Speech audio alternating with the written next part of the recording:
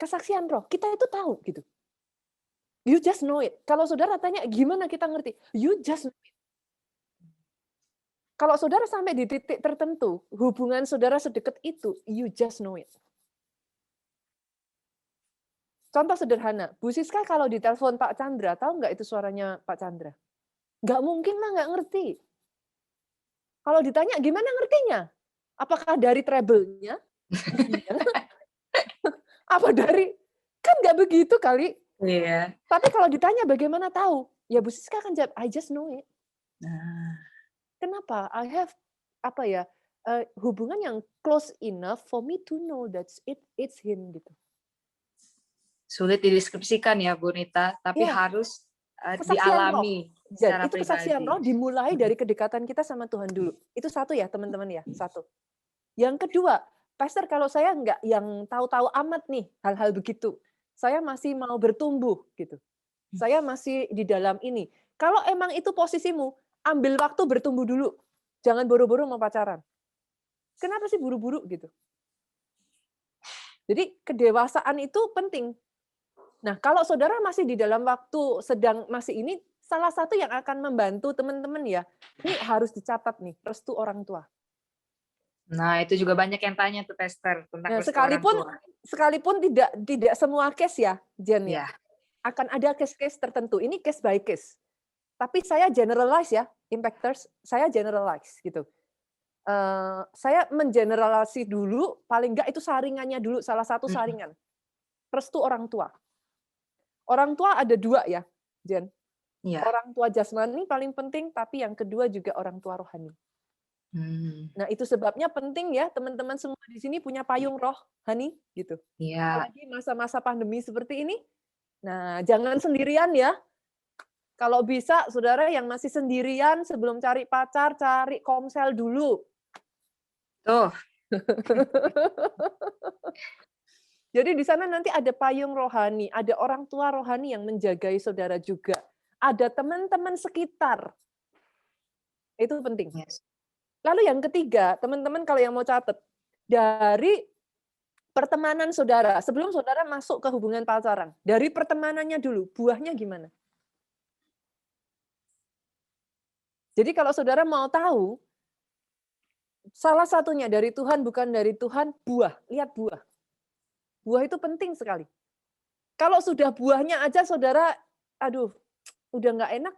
Kalau saudara lanjutin ya udah nggak akan jauh-jauh beda kok. Pacaran itu cuman kayak apa ya, sampel kecil ya mungkin ya. Iya. Jadi kalau dari itu aja buahnya udah nggak ini, saudara mau lanjutin ya, manusia itu punya pattern ya teman-teman. Jangan lupa catat itu. Manusia punya pola. Ada banyak di antara teman-teman yang berpikir nanti siapa tahu setelah dapat saya berubah. Ada bagian yang berubah. Tapi please, trust me, 17 tahun saya menikah, most of it nggak berubah.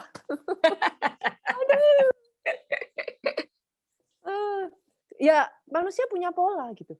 Yang keempat, yang ini juga harus kalau mau tanya ya, gimana kita tahu ini dari Tuhan nggak dari Tuhan? Harus sesuai koridornya Tuhan. Tuhan nggak akan menabrak koridornya sendiri. Bagaimana saudara bisa bilang bahwa ini dari Tuhan kalau tidak sesuai koridornya Tuhan? Gitu. Makanya coba senggol kiri kanan ya, jangan teman-teman kiri kanan yuk senggol makanya. Alkitabnya dibaca enggak? Nah, itu dia. Pusing-pusing ngomongin pasangan hidup, Alkitabnya belum dibaca. Nah, kalau nggak tahu koridornya Tuhan, jangan boro-boro mau pacaran. Baca dulu koridornya. Nah, itu dia. Oke, deh cukup jelas ya teman-teman ya tadi ya tentang proses dalam pacaran. Nah, kita lanjut nih, Pastor, ke pertanyaan berikutnya. Kapan sih kita tahu hubungan ini nih masih harus diperjuangkan atau harus diakhiri? Kan kadang kita kalau sekarang sih ngomongnya banyak bilang pacaran itu juga salah satu bentuk komitmen. Kalau kita ya kita udah mau serius sama dia dan kita tahu walaupun tadi juga kita mungkin udah sama partner yang sepadan, tidak berarti nggak ada masalah di hubungan itu. Pasti juga ada berantem-berantemnya, ada masalahnya yang muncul, mungkin ada ekspektasi yang tidak sesuai. Nah, kapan sih Pastor kita tahu kalau oh ini berarti hubungan udah nggak bisa lanjut atau ini masih bisa lanjut? Karena kadang ada yang orang yang itu tadi Pastor, dari pacaran sebenarnya udah kelihatan nih apa ya, udah kelihatan trouble-trouble-nya nih, cuma ngerasa ini bisa kok, bisa kok, bisa kok. Apa sih tuh warning sign-nya, Pastor? Berarti ini kita bicara soal pacaran ya, teman-teman? Iya, pacaran yang istilahnya dia galau nih, Pastor. Mau lanjut Berarti apa mau putus? karena kalau soal udah pernikahan nggak ada loh ya yang Iya, kalau kata-kata pernikahan udah mengakhiri ya. no no no. No loh ya, kita sepakat loh ya, no Iya, ya. Pastor. Oke, tapi kalau kita bicara pacaran, kapan kita mengakhiri, kita tahu bahwa oh oke ini udah bukan apa namanya. Kan sebenarnya jawaban tadi saya di poin sebelumnya itu penting, Jen. Kalau emang udah nggak ada restu orang tua itu harus dipertimbangkan sangat loh. Sangat. Saudara jangan backstreet. Kalau emang orang tua sudah tidak merestui, pasti ada reason-nya gitu. Jangan terburu judging parents, tapi bukan berarti tidak ada kasus-kasus tertentu yang emang sekalipun orang tua tidak merestui, tetapi ada caranya di situ.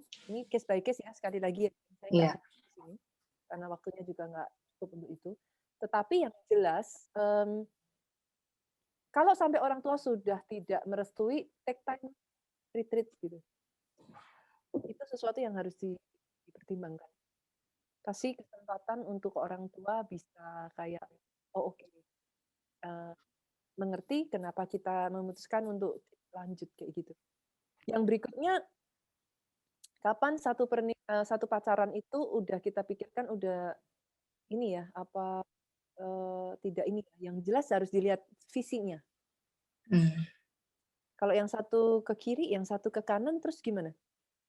Alkitab itu ngomong gini, bagaimana orang bisa berjalan bersama kalau dia tidak sepakat. Jadi dari depan itu sudah harus jabatan tangan dulu. Ini khususnya saya bicara untuk girls ya. Harus diingat tuh teman-teman, imam kepalanya itu yang cowok. Nah, ini penting sekali. Jadi kalau saudara misalkan Jennifer udah punya pinginan tujuan kemana gitu ya, pastiin pasanganmu itu emang sejalan sama saudara. Karena kalau kita posisi cewek, kita ikut cowok. Jadi kalau sejak di awal saja visi saudara udah nggak searah, yang satu mau pergi ke barat, yang satu mau ke timur.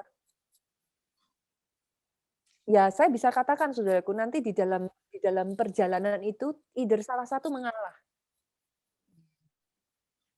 Kalau imamnya cowok, yang cewek akan mengalah pasti. Berarti saudara nggak akan mencapai ke tujuan saudara. Itu sesuatu yang you think about.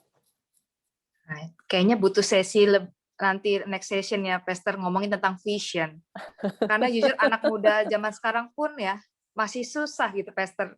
Visiku tuh apa sih gitu, kayak kadang masih bingung kayak passionku nih apa, kayak kadang apalagi cewek ya, kadang juga ya udah deh nanti juga ikut suami aja, atau maksudnya kadang kita juga bingung gitu visi kita tuh apa sih gitu.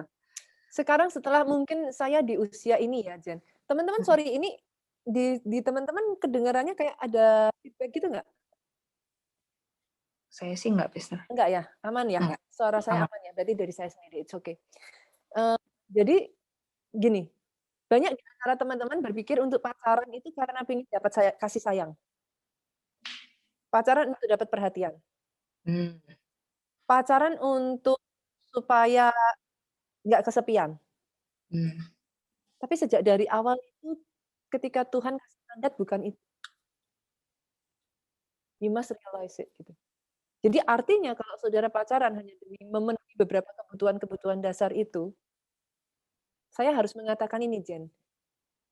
Saudara ada sesuatu dalam diri kita itu yang masih harus kita selesaikan sama Tuhan dulu. Itu sebabnya ketika kita berlanjut pacaran atau kita berlanjut ke pernikahan, itu akan draining. Itu seperti sumur yang tidak berujung, tidak berdasar. Seperti yang disampaikan Bu Siska tadi, akhirnya hubungan itu hanya akan capek gitu. Kenapa kok saya mengatakan sejak dari awal diperlukan kedewasaan up to certain level, secara jasmani, jiwa maupun roh. Karena ketika saudara masuk ke jenjang pernikahan, ingat loh saudaraku, perkataan Tuhan atas hidup kita, itu ada certain mandat, tugas yang diberikan kepada kita untuk diselesaikan. Jadi kalau saudara masih muter urusan itu aja, saudara masuk ke pernikahan, aduh, you throw away your time. We do not live forever. Saya harus katakan ini, we do not live forever. Jadi pastikan satu restu dari orang tua, satu visi, dan yang terakhir balik-balik lagi sudah pasti. Buahnya dilihat, masih terus dipantau buahnya. Kalau yang buahnya udah jelas-jelas toksik ya, karena ada relationship yang toksik, sangat toksik sekali gitu. Buahnya setiap hari saudara nangis. Buahnya saudara jadi kayak memukul diri saudara terus. Buahnya sejak dari awal pacaran ada beberapa hal yang saudara perbedaan karakter that's okay ya Jen. Iya, itu. Tapi ada beberapa yang saya harus katakan kalau ini terjadi, saya harus katakan kepada saudara end it. Selesaikan. Contoh apa? KDRT. Kalau sejak pacaran aja udah keluar pukul, sejak pacaran itu sudah muncul, putus. Itu udah no compromise. Ingat pattern tadi ya, Bu Nita. Harus ada beberapa titik yang saya akan selalu mengatakan kalau sudah masuk di area-area ini, saya akan mengatakan no gitu. Yang berikutnya lagi ya saudaraku, selain dari KDRT, judi. Wah. Ini hal-hal yang saudara harus make sure lah kalau mau melanjutkan. Sejak dari pacaran aja sudah kelihatan ke arah sana. Nanti, aduh, you are going nowhere lah, ibaratnya gitu. Dan by the way ya, Jen, sorry, arti hamartia, arti dosa, itu bukan hanya berzina loh. Harus dimengerti bahwa hamartia itu artinya tidak mencapai sasaran. Jadi sejak dari awal ketika Tuhan berbicara tentang dosa, itu pola pikirnya beda dengan kita manusia bicara soal dosa. Baru tahu kita nih hanya bicara soal, berzina, kita hanya bicara soal ini, itu, apa, segala macam gitu. Tuhan itu so clear. Dosa apa? Kamu yang harusnya dari Jogja pergi ke Jakarta, nggak nyampe Jakarta. Wow. Ngeri ya? Ngeri ya? Saya berdoa anak-anak muda di sini yang mengikuti perbincangan saat ini, saudara mature enough untuk bisa menangkap perkataan saya ini. Yes. Semoga bisa. Jadi ini ya. Nggak apa-apa. Dan itu penting ya, Pastor. Sebelum kita mulai jalan, kita tadi bisa dari Jogja ke Jakarta, kita harus tahu dulu tujuan kita Jakarta. Kalau kita nggak tahu tujuannya dan udah mulai jalan, rawan banget kita kesasar gitu kan. Nah, kita masuk ini ke sesi yang kayaknya udah pada ngantuk ya. Udah pada ngantuk belum nih?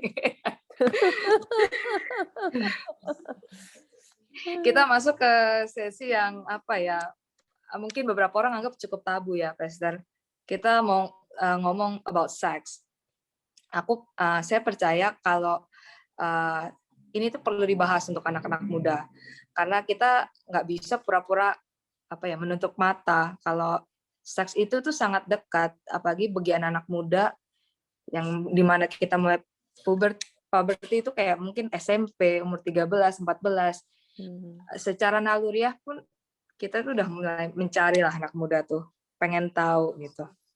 Nah, tapi kalau kita lihat-lihat nih, kayak kita bahas, banyak kali kita kalau bahas tentang seks di gereja, itu selalu tadi dikaitkan dengan dosa itu, Pastor, ya, perzinahan, ini, kamu nggak boleh ngelakuin ini, kamu nggak boleh ngelakuin ini.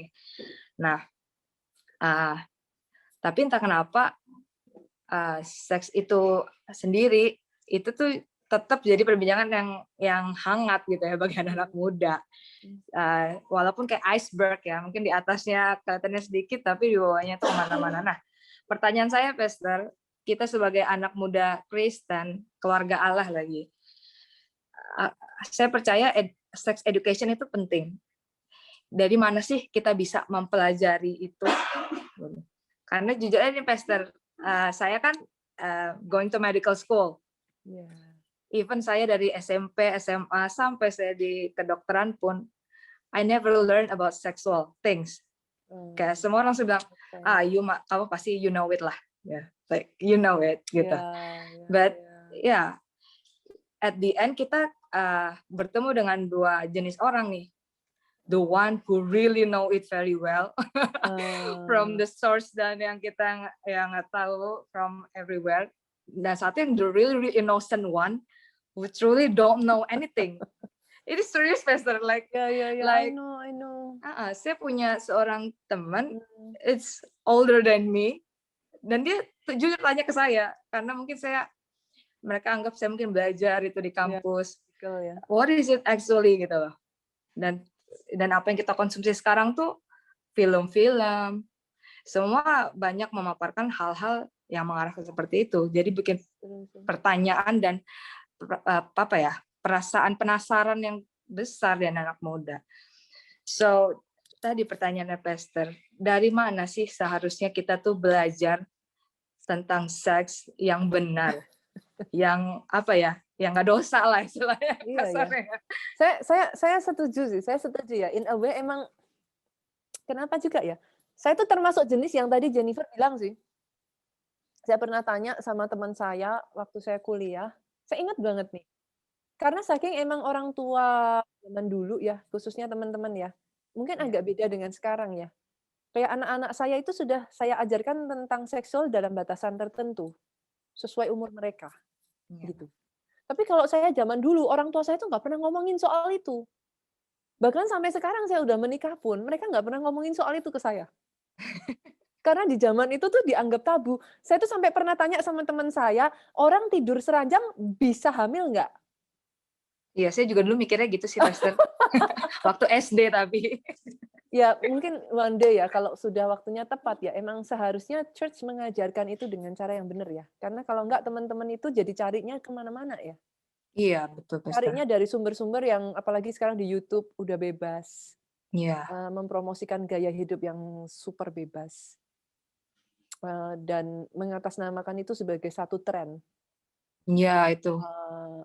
Justru bangga kalau berani terbuka, open terhadap hal seperti itu. Tapi by the way teman-teman, ini aja waktu kita terbatas ya, tapi mungkin saya ingin mengatakan ini, di mata Tuhan sendiri, Tuhan tidak akan menciptakan organ-organ tubuh manusia yang bisa, jadi bagi Tuhan, seks itu bukan hanya sekedar supaya kita bisa punya keturunan, by the way. Tuhan sengaja menciptakan organ-organ tubuh supaya seks itu bisa dinikmati loh, teman-teman. Kalau memang benar seperti itu, apakah itu artinya buat Tuhan seks itu dosa? Not at all. Jadi jangan salah. Gitu. Bahkan kalau saudara lihat di zaman dulu, kalau sekarang kita ngertinya itu mungkin ada penyembahan berhala atau bukan agama ya, tapi itu ancient ini yang puncak penyembahannya itu justru hubungan seks. Oh. Itu kan ada. Gitu. Tapi kenapa? Dari sisi mana? Kenapa sampai itu diciptakan seperti itu? Karena actually ketika pasangan itu menjadi satu dan memang benar-benar itu dimaksudkan Tuhan untuk seperti itu adalah suatu hal yang pleasing to God. Jangan salah loh teman-teman, itu pleasing to God. Itu menyenangkan hatinya Tuhan. Dan memang meant to be like that. Gitu. Tetapi dalam satu koridor pernikahan. Nah, itu dia. Kenapa? Kenapa dalam satu koridor pernikahan? Because it means to be private. It means to be secret. It means to be apa ya? very very private, dalam artian itu hanya dinikmati oleh saling sesama pasangan. Gitu. Itu sebabnya di dalam satu koridor pernikahan, teman-teman. Saya rasa ini saya nggak punya waktu yang sampai panjang untuk menjelaskan ini ya, Iya. Jen. Nanti one day lah, one day. One day saya akan kalau saya diizinkan dan tentu saja juga, mungkin, pendengarnya juga disortir ya. Tapi ada pengajaran yang sangat baik sekali tentang sexualting ini. Yang saya menyayangkan kenapa tidak diajarkan di gereja gitu sebenarnya, actually ya. Mungkin karena kalau di ibadah umum atau hal-hal seperti itu pendengarnya terlalu random ya. Random Iya, usianya Pastor gitu. Nita. Jadi nggak pas. Tapi under condition yang tepat, posisi yang tepat, I will talk about this. And I think this is very very good untuk pasangan gitu. Tapi kayaknya sekarang waktunya nggak keburu deh, Jen. Iya, nggak sekarang, Pastor. Kita keep ya, Pastor. Kita keep janjinya, Pastor. Kita bikin next session. Mungkin perlu foto KTP sebelum daftar ya, Pastor. Ini harusnya saya kerjasama sama BPN kalau ini bukan sama ini. Iya betul. Ide buat Coach Chandra sama Siska. Nah, mungkin mau nanya nih ke Coach Chandra sama Siska. Mungkin pernah dengar cerita-cerita dari yang pernah ikut BPN atau gimana? Emang berdampak sebesar apa sih sex before marriage ke pernikahan? Karena ya tadi betul kata Pastor Nita ya, sekarang tuh kita dihadapkan kepada orang-orang yang influencer istilahnya gitu ya, yang menyodorkan hal-hal yang mewajarkan hal kayak gitu, yang kayak okay, YOLO, you only live once, like this is your body, you can do anything about your body, something kayak gitu. Tapi seberapa besar sih dampaknya itu ke pernikahan kita nantinya? Makin berat ya nih pertanyaan, makin malas. Oke. Kita tuh di Jennifer kan tahu ya, di dunia pernikahan itu ada salah satu sesi atau bab yang khusus membahas tentang seks. Tapi di situ tuh kan tidak banyak membahas tentang teknisnya, tapi mungkin secara rohani atau apa yang perlu kita ketahui. Jangan takut ketika di dunia pernikahan itu akan selalu ditanya apakah kalian sudah pernah melakukannya, gitu. Baik dengan pasanganmu yang ini atau dengan orang lain yang sebelumnya, karena kita kepengen bukan kita bukan pengen ngorek-ngorek atau gimana, tapi di situ kita tuh bisa mengambil langkah yang selanjutnya, gitu loh. Paling tidak langkah awal yang kita ambil adalah yuk kita doa sama-sama, gitu. Kita doa sama-sama, kita minta ampun di hadapan Tuhan, dan tolong setelah ini jaga kekudusan, jangan diulangi lagi, ya. Sampai bahkan gini, sering kita pesan ya, kadang-kadang kalau di sesi-sesi terakhir itu kita pesan sampai kalau besok pagi pun kalian menikah pemberkatan, malamnya pun jangan melakukannya gitu, karena jangan merasa sudah pasti sama dia kok, nunggu apa lagi sih, kan sudah BBN, kan sudah lamaran, kan sudah ini. Pokoknya kalau belum pemberkatan nikah sudahlah, jangan sampai melakukannya, karena memang akan ada banyak hal yang mungkin harus diperjuangkan setelah menikah, karena kayak gitu itu kan sesuatu hal yang tidak berkenan di hadapan Tuhan ya. Tapi kalau minimal kita sudah mengakui, saya gini, kami itu selalu ngomong sama anak-anak peserta, ya kami menghargai kejujuran kalian ketika kalian mau cerita sama kami bahwa sudah pernah melakukan ini itu, tapi ya sudah terlanjur dilakukan, ya sudah, kita tidak bisa mengubah, tapi paling tidak ke depannya masih ada harapan buat kalian untuk kita bisa punya hidup yang lebih baiknya. Buat yang tidak atau belum pernah, ya sekali lagi kita pesan ya jangan, tapi kalau yang sudah ya kita harus berhenti semuanya itu, karena ada efek yang tidak baik setelah menikah juga nanti. Karena ini istri saya yang kemarin dapat ayatnya kemarin. Oh iya, lupa ya tadi. Gini, saya pernah ngasih perumpamaan Jennifer sama Punita. Jadi saya makan permen karet kan, terus saya keluarin lagi, baru sebentar saya keluarin lagi, saya ngomong sama peserta BPN. Ada yang mau terima permen karet dari saya ini? Saya ngunyahnya baru sebentar loh. Nanti saya packing yang cantik lah, saya kasih pita, saya kasih mungkin glitter. Ada yang mau? Dan satu peserta nggak ada yang mau. Nah, ini maksudnya baru permen karet bekas. Nah, apalagi kalau tentang seks ya. Seks itu kalau sudah terlanjur kita melakukannya, boleh jujur yang banyak dirugikan yang mana? Yang cewek. Ya. Jadi buat cewek-cewek yang di sini benar-benar jaga kekudusan. Nah, itu yang pertama. Terus efeknya apa di pernikahan nanti? Efek apa sih kalau memang sudah nggak jaga kekudusan? Buat yang cowok-cowok, kalau kalian aja tentang seks itu nggak bisa menuruti firman Tuhan, gimana nanti di pernikahan kalian? Kalian tentu akan lebih lagi mengexcuse tentang firman Tuhan. Oh, nggak apa-apa lah, aku ambil sedikit uang di perusahaan, toh buat keluargaku, excuse sedikit. Nanti excuse lagi yang lain. Nggak apa-apa lah, aku senggol-senggolan dikit sama teman kerjaku. Wong kita teman tapi mesra. Gitu-gitu. Jadi dari hal kecil tentang seks ini yang tidak taat sama firman Tuhan, sudah baru di awal pernikahan nih. Nggak taat, nanti yang lain akan berdampak juga. Itu buat yang cowok, buat yang cewek. Bisa jadi kalian tidak lagi dihargai pernikahan kalian. Kalau kalian sudah dihargai sama suami kalian, siapa yang mau menghargai kita, ya kan? Akan jadi orang yang sangat kecewa, akan jadi orang yang payah dalam hidup kalau kita tidak dihargai sama suami kita sendiri, ya. Kado yang terindah buat kita sebagai cewek itu adalah ketika kita bisa memberikan kehormatan kita buat suami kita satu-satunya, tentu saja setelah pernikahan. Dan buat yang cowok, komitmen yang hebat ketika kalian bisa menjaga kekudusan itu setelah diberkati.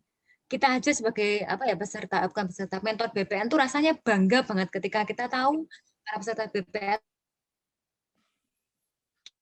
apalagi Tuhan lebih bangga. Dan bangga Tuhan, saya percaya itu akan ada sesuatu yang anugerah yang hebat buat pernikahan kalian nantinya. Jadi buat kami seperti itu sih.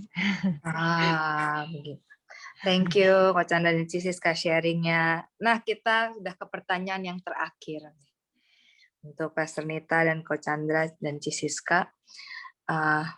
Sayangnya nih Pastor, banyak sekali anak muda yang jatuh di bagian itu. Dan saya nggak sedikit gitu ya dapat sharing, anak youth datang ke saya cerita tentang gimana mereka ngerasa benar-benar udah nggak berharga setelah, ini terutama cewek ya, setelah ngelakuin itu. Bahkan kadang itu juga sebenarnya bukan sesuatu yang mereka inginkan, tapi ya entah dalam kondisi atau merasa takut kehilangan atau sehingga mereka melakukannya. Sampai di satu titik ketika mereka berpikir setelah melakukan itu mereka merasa nggak layak nih. Mungkin memang nggak mungkin lagi aku in the future bisa build a good relationship karena aku udah terlanjur ngelakuinnya before marriage. Is it true? Gitu. Karena aku juga nggak ngerti sih, never experienced it before, dan mungkin aku cuman minta encouraging words dari Pastor Nita atau Pastor Chandra dan Siska about anak-anak muda mungkin di sini ada yang mengalami kondisi kayak gitu. What do you think about them? What they should do supaya mereka bisa semangat lagi, jalan hidup, bisa berani untuk menjalin hubungan kembali dan percaya kalau they can have a good relationship, actually a good marriage in the future. Boleh nggak saya bacain satu ayat ini dulu? Boleh, Pastor. Not to make you feel bad. Tapi buat teman-teman yang berpikir, tadi saya tertarik dengan kata-kata Jen, kan my body is mine. Iya. Yeah. Gitu kan. Siapa yang bilang? YouTubers. YouTubers. Nah, ini yang jadi teman-teman, makanya kenapa saya selalu ngomong baca Alkitab. Karena kalau kita tidak mengerti, ini akan membuat jadi susah. Saya bacakan ayat ini dulu ya, not to make you feel good atau ini, tapi nanti saya akan jawab pertanyaan. 1 Korintus 6 ayat 17 sampai ayatnya yang ke-19. Tetapi siapa yang mengikatkan dirinya pada Tuhan menjadi satu roh dengan Dia. Jauhkan dirimu dari percabulan. Setiap dosa lain yang dilakukan manusia terjadi di luar dirinya. Tetapi orang yang melakukan percabulan berdosa terhadap diri sendiri. Atau tidak tahukah kamu bahwa tubuhmu adalah bait Roh Kudus yang diam di dalam kamu? Roh Kudus yang kamu peroleh dari Allah, dan bahwa kamu bukan, garis bawah ya teman-teman, bahwa kamu bukan milik kamu sendiri. Ini bukan Nita Setiawan pasal 6 ayat 9. Tapi ini very clear. We do not belong to ourselves. Bahkan kemarin beberapa waktu yang lalu, Allah yang namanya cemburu mengingini kamu dengan cemburuan. Dia cemburu loh, Saudara. Begitu sayangnya dia sama kita, itu sampai ya kalau kenapa kok dosa yang satu ini tuh matters a lot gitu. Karena kalau in case you forget, dia itu tinggal di dalam diri kita.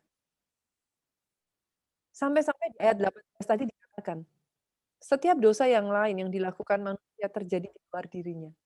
Tetapi orang yang melakukan percabulan berdosa terhadap dirinya sendiri.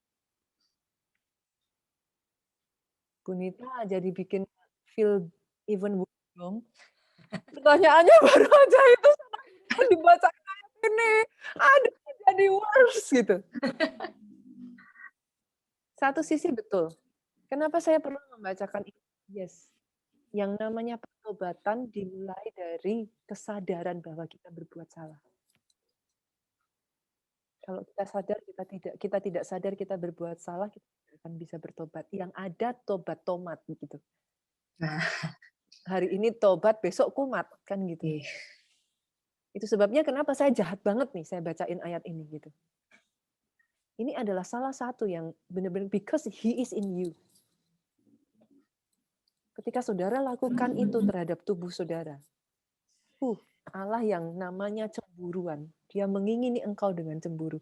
Dan by the way, yang dia inginkan itu roh yang ada di dalam dirimu. Segitunya dia. Terus pastor, kalau emang kita sudah melakukan, kita tahu bahwa kita salah bagaimana. Firman Tuhan juga mengatakan, kalau engkau datang, engkau mengaku, maka dia setia dan adil. Dia akan mengampuni engkau. Dia akan menghapus dosamu sampai putih seperti salju. Yes, amin. But always remember ini. Buat Tuhan dosa itu bukan hanya berzina, dosa itu bukan percabulan, dosa itu yang dicintai Tuhan dari Daud gitu. Karena bagi Daud itu bukan masalah hukumannya, bukan masalah, oke, saya nggak mau gitu lagi, pastor, karena takut. Saya nggak mau gitu lagi supaya kapok, supaya nggak hamil. Saya nggak mau, bukan itunya teman-teman. Yang dicintai Tuhan dari Daud itu apa? Karena lebih daripada hukumannya, Daud takut kehilangan Tuhannya. Yes. Saya hanya berdoa teman-teman. When you are in a relationship because kita tuh butuh kayak affection, kita butuh perhatian, kita butuh love. Ingat ini, since the very beginning, He is the one who love you that much. Yes. Itu sebabnya yang paling bisa mengisi kita paling utama sebelum saudara menjalin hubungan dan masuk yang ke berikutnya ya saudara. Find Him. Find Him. Itu kepenuhan yang begitu rupa itu akan membuat kita itu cukup gitu. Dari situlah kita jadi dimampukan untuk berjalan ke selanjutnya, Jen. Yes. Oh. Hopefully ini ya, hopefully masuk ya, bisa ya. Masuk, Pastor. Mungkin dari Pak Chandra, Siska mau menambahkan juga.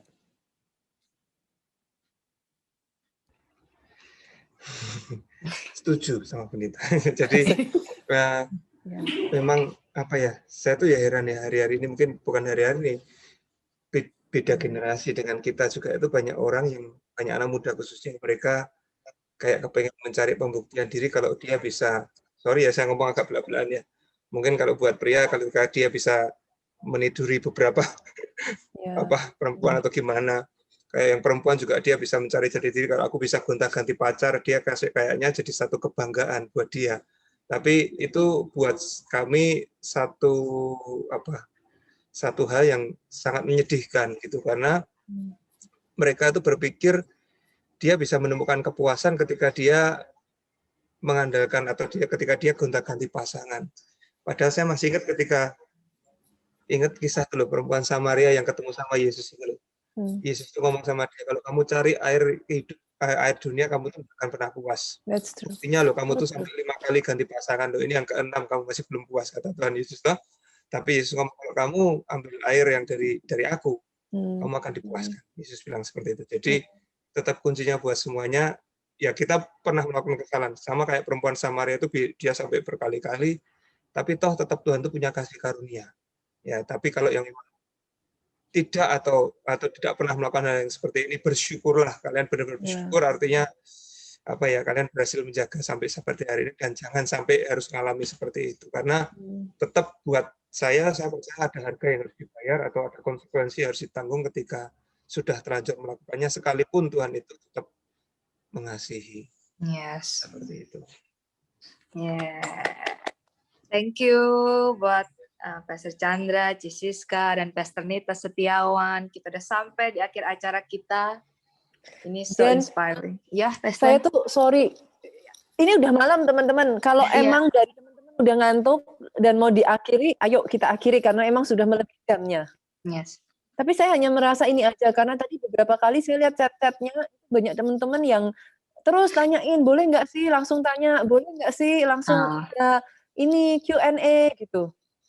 Nah, saya nggak tahu apakah Pak Agung silahkan, apakah ini memungkinkan ada I don't know 1, 2 pertanyaan yang mungkin bisa dijawab teman-teman gitu yang udah menunggu sekian lama atau mau next time atau bagaimana? Mungkin gimana, Iyo? Saya serahkan saja. Saya juga ngerti karena emang udah jamnya juga.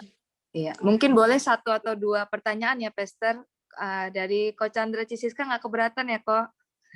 Tanya dulu kan. Gitu. Masih pagi katanya. Gas terus. Tadi pas awal ada yang minta sampai hari Minggu, Pastor. Wow. Oke, yang mau tanya, rules-nya tolong kasih raise hand. Raise hand kalian. Nanti yang pop up pertama aku tunjuk. Oh, Ko Cakwang. Aduh. Ini manggil Bu Nita Ci tadi. Saya senang dipanggil Ci. Aduh, so happy. Mungkin boleh. Tunggu nanti lagi ya teman-teman. Ini sekarang gilirannya Ko Cakwang bisa dibantu dari admin untuk unmute dan memberikan pertanyaan. Dan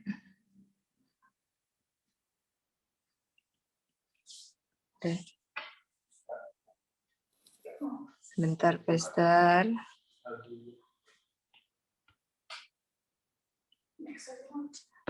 Atau kita keep dulu. Oke, halo.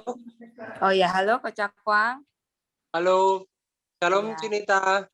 Shalom Cakwang. Ya. Jadi ini tadi hal yang menarik untuk anak-anak muda ya.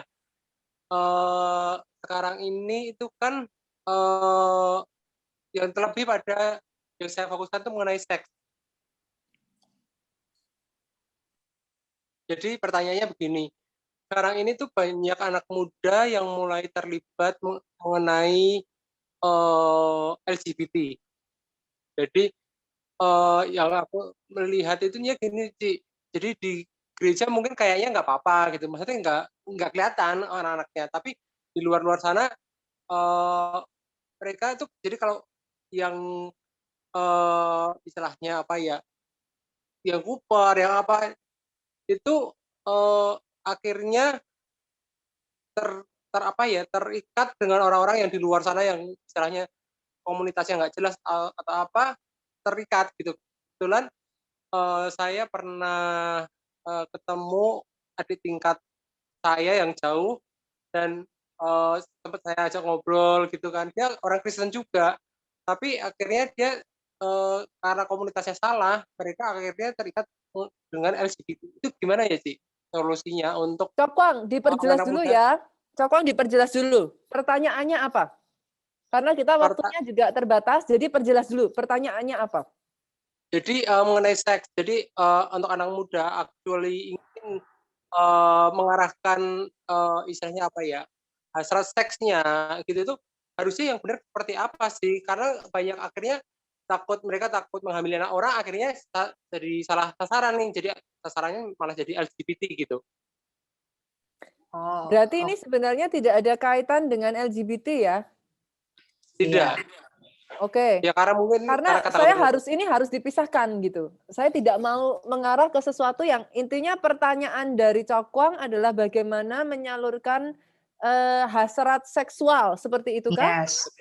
Betul. Correctly. Sebenarnya kalau itu nggak ada kaitannya dengan LGBT sama sekali, teman-teman. Gitu. Tapi di kenyataannya saya melihat beberapa orang akhirnya mengarahnya ke sana.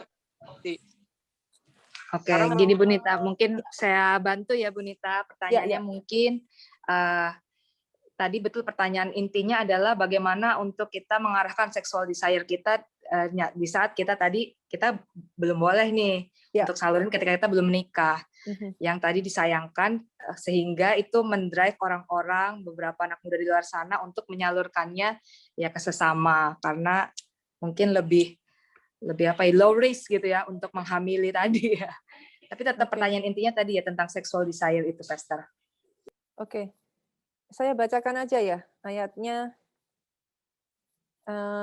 Kejadian. Balik lagi ke Kejadian, teman-teman. Balik lagi ke Kejadian. Jadi Kejadian 2 ayat 18, Tuhan itu udah ngomong kayak gini. Tuhan Allah berfirman, tidak baik kalau manusia itu seorang diri saja. Berarti emang Tuhan itu sudah berfirman, saudara, tidak baik kalau manusia itu seorang diri saja. Aku akan menjadikan penolong baginya yang sepadan dengan dia.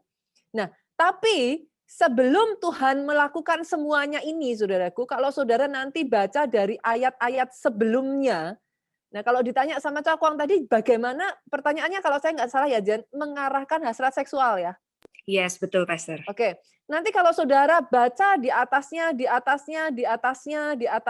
sekalipun Tuhan tahu bahwa tidak baik manusia itu seorang diri, tapi sampai di titik tertentu, barulah Tuhan itu kemudian mengambil dari tulang rusuk Adam, diciptakanlah Hawa. Sebelum itu, Cokwang, kalau boleh saya tanya, apa yang Tuhan lakukan? Disuruh apa Adam? Sebelum itu, sebelum tulang rusuknya diambil, Adam disuruh apa?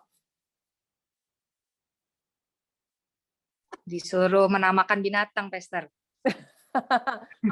Sesederhana ini ya, teman-teman ya. Tahukah saudara cara yang terbaik sebenarnya kerja? Kerja. Sama seperti setiap dari kita, itu punya, itu sudah diciptakan Tuhan, emang ada. Kenapa? Karena emang nantinya diberikan kepada Tuhan, itu bukan cuma sekedar punya anak. Gitu. Tapi emang itu dibutuhkan, itu adalah, ya saya belum bisa menceritakan ini di sini, nanti jadi panjang.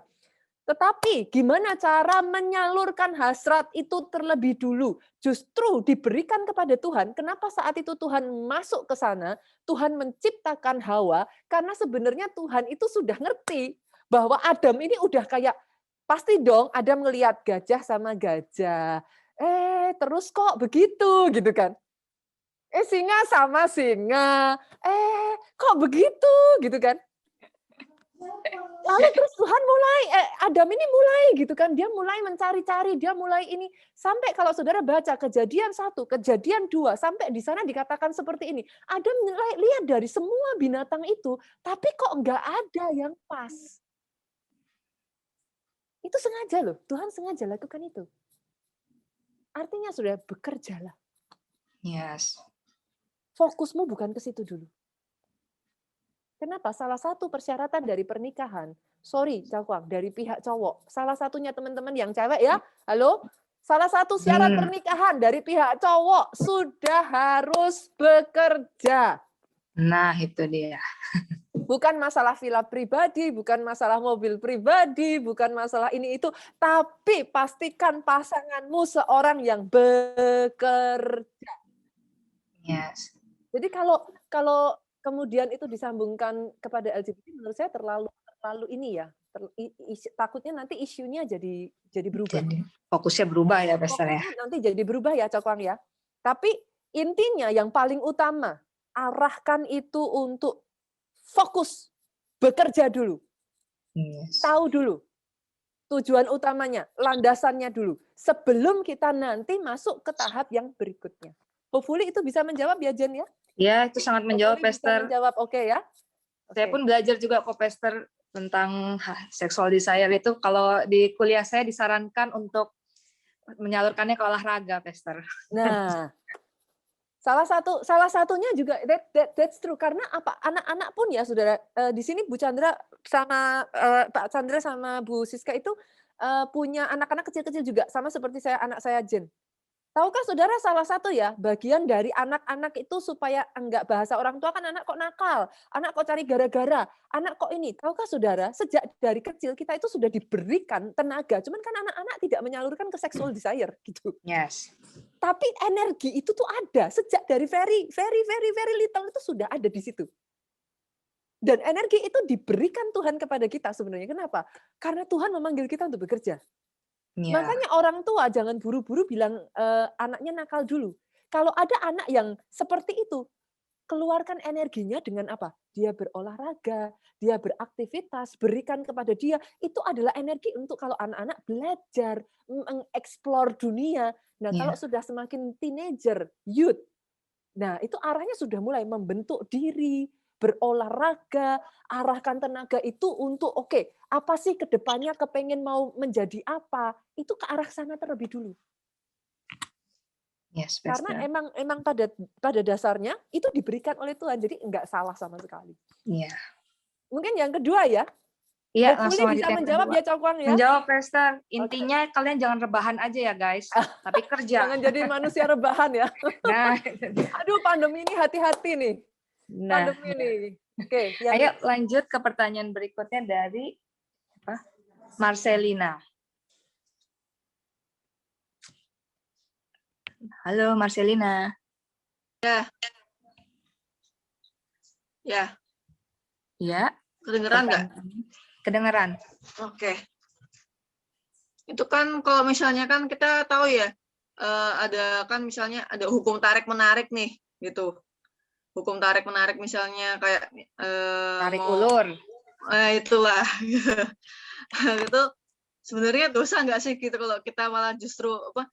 Sebenarnya udah apa ya, ada rasa, ada gimana gitu, tapi dianya kan kayak, duh gimana ya kalau aku langsung ini nanti kayak mengasih harapan yang lebih, tapi aku nggak bisa kasih lebih gitu. Tapi kalau misalnya aku nggak bilang kalau aku gini, aku juga salah, aku kayak istilahnya kan berdosa terhadap diri sendiri gitu kan. Jadi kita nggak bisa apa ya begitulah gitu. Oke, aku simpulkan nih pertanyaannya, Pastor. Jadi PHP itu dosa nggak, Pastor? Atau kalau tarik ulur kan kadang respon, kadang enggak. Kan kadang diajarin tuh kalau cowok biasanya tarik ulur dong biar kita cewek makin penasaran atau gimana. Itu dosa nggak, Pastor? Pertanyaannya itu sebenarnya. PHP itu saya tiba-tiba lupa. PHP itu singkatan apa? Pemberi harapan palsu, Pastor. Oh, oke. Kasih harapan palsu ya? Iya. Kan takutnya kasih harapan palsu gitu. Kasih harapan palsu. Kenapa harus dikasih harapan palsu? Maksudnya kayak kadang tuh gini, Pastor. Orang deketin, oke, kita kayak ladenin gitu, kita kayak open. Padahal kita sebenarnya juga ya belum pengen banget, atau kita belum into him banget, tapi kayak kita kayak kasih apa ya, lampu hijau gitu. Tapi at the end kita kayak enggak deh, stop tiba-tiba gitu. Itu dosa nggak, Pastor? Kata kuncinya itu adalah pada tujuan akhirnya, Jan. Kata kuncinya itu aja. Kalau nanti saudara sudah menyimpang ke yang lain-lain, teman-teman nanti akan salah arah tuh. Nanti saudara akan tergulung pada masuk pada labirin setan gitu. Tapi kalau teman-teman udah tahu fokusnya, nggak perlu PHP kok. Kan udah tahu fokusnya. Iya. Fokus tujuannya apa itu aja. Kalau Iya. enggak, nanti kita tuh kayak yang menikmati kalau enggak hati-hati juga. Kan? Karena Iya. masih balik-balik lagi tadi. Kita masih butuh. Gitu. Nah, itu Karena dia. sejak dari awal, saya selalu mengatakan ini. Sebelum ketemu pasangan hidup, ketemu Yesus dulu deh. Gitu. Nah, itulah kunci dari segala percakapan kita hari ini, Pastor. Nanti kalau udah penuh, udah isi, yang ada bukan PHP. Gitu. Kita itu karena udah posisinya ada di dalam posisi full, Jen. Ya. Bukan in the position of lacking. Kalau kita lacking, kita akan draining people. Ya.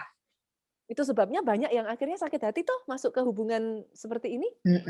Kenapa? Ayo, kan? Karena balik-balik lagi gitu. Iya.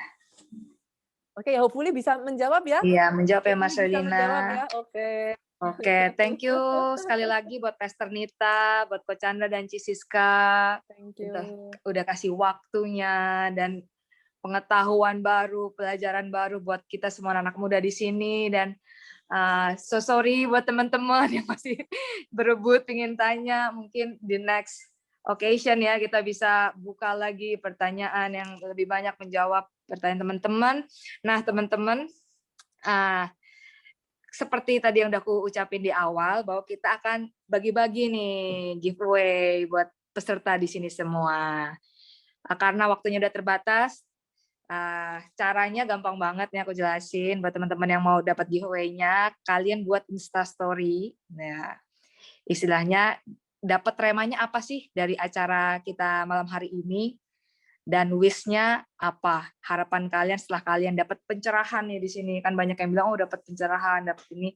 Harapan kalian apa setelah ikut acara ini? Di-tag ke @TeensImpactGKA, @YouthImpactGlobal, dan tag Pastor Nita Setiawan.gbika.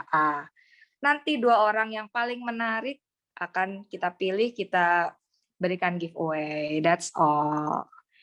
Oke. Boleh kasih senyumnya semuanya, tanda-tanda love-nya di kolom chat. Intinya kita percaya, kita sebagai anak-anak muda, ini Tuhan mau pakai secara luar biasa, dimanapun kita berada dan apapun fase hidup kita percaya relationship ini akan bangun kita jadi anak muda yang lebih lagi, dan kita percaya hubungan yang dibangun oleh anak-anak Tuhan pasti hubungan yang berkualitas. Amin. Sekian acara kita malam hari ini. Aku Jennifer sebagai host, mohon undur diri. Kita akhiri dengan doa dulu deh. Buat Pastor Nita, kita udah dapat knowledge, sekarang waktu kita dapat urapan.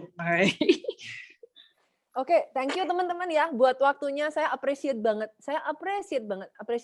Karena buat saya ya, di masa muda ini adalah sesuatu yang very precious. Saya hanya ingin menutup dengan satu kata-kata ini. Start it young. Don't waste your time. Gitu. YOLO yang dimaksud tuh justru ini. Yeah. YOLO yang dimaksud bukan merusak diri saudara. YOLO yang dimaksud itu bukan you can live whatever you like. Gitu. Tapi ingat bahwa you can only live once. Yeah. Nah, itu sebabnya bukan masalah umur, bukan hanya panjang umur that's good. Tapi panjang umur untuk melakukan apa? Yesus tadi di awal sudah disebut Jennifer. Yesus itu satu teladan yang amazing sekali. Dia menyelesaikan hidupnya dalam 33,5 tahun and he finished his mission. Yeah. Saya nggak akan, banyak yang pasti di acara-acara begini akan minta saya, doain dong pastor dia dapat pasangan hidup gitu kan.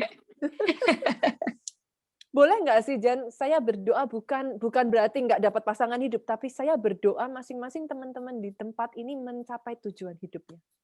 Yes. Dan ketika saudara mendapat pasangan hidup, itu bukan pasangan hidup hanya untuk senang-senang, bukan pasangan hidup hanya untuk memperhatikan, hanya untuk supaya mengisi kekosongan, biar nggak kesepian. Tapi pasangan hidup yang akan hand to hand with you. Jadi ini yang akan hand to hand with you melalui semua masa-masa itu hanya untuk memastikan both of you mencapai tujuan Tuhan atas hidupmu. Yes, amin. Boleh banget, Pastor. I will pray for that ya. Dan Yes, buat teman-teman yang emang sepakat dengan saya malam ini, untuk itu yang saudara kejar. bukan dapat pacarnya, bukan hanya sekedar mau ini itu dan lain sebagainya, tapi emang itu yang saudara kejar. Angkat tangan saudara dimanapun saat ini saudara, angkat tangan saudara, dan saya akan melepaskan berkat kepada anak-anak muda di tempat ini. Saya berdoa saudaraku, karena buat saya, you guys are the next, like 30 years, saudara itu akan ada di posisi saya sekarang ini. Jadi saya berdoa untuk setiap tangan-tangan yang terangkat ini Tuhan, saat ini hamba-Mu berdoa, the same thing you do to my life. Hal yang sama yang kau kerjakan atas hidupku. Selagi mereka masih muda, hamba berdoa Tuhan. Mereka mencapai tujuan Tuhan atas hidup mereka. Amin. Tidak ada satupun yang gagal. Bahkan mereka menemukan soulmate mereka yang akan bergandengan tangan bersama dengan mereka. Mencapai garis finish akhir mereka. I pray, Lord, the blessing upon them, they finish well. They finish strong.